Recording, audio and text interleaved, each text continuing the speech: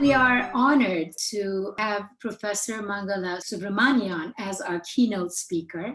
Mangala Subramanian is Professor of Sociology and Butler Chair and Director of the Susan Bulkley Butler Center for Leadership Excellence. And here are four main points that I think are pertinent to institutional transformation as related to this keynote. There are several elements in this framework that I will go over. First is leadership. I think it's extremely important for leaders to be clear about expectation, enable independence of units, especially at the university level as you look down on units, but also require interdependence for a cohesive vision.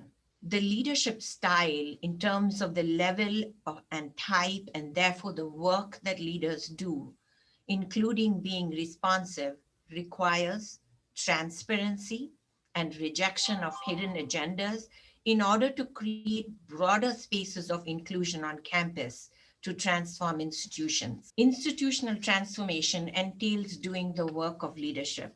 This work is about the ability to relate to and understand experiences different from one's own, which involves intellectual and emotional labor. Such labor is essential for being creative to develop initiatives, programs, and policies. Advising and mentoring women of color faculty who face challenges or even climate in departments that are far from conducive to doing research, writing, or teaching involves emotional labor. It is something like care work. Inclusive excellence, which is central to this framework, is about representation. We know that. It's about bringing voices to the table. We know that. But it's also about the inclination to move those voices to action.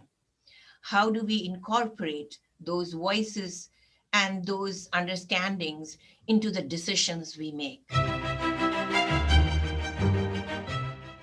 The articles that women researchers are able to write has it has a restriction with regards to the time that is available to them. Women researchers are now doing so much stuff at home that they're even more disadvantaged had there been no pandemic.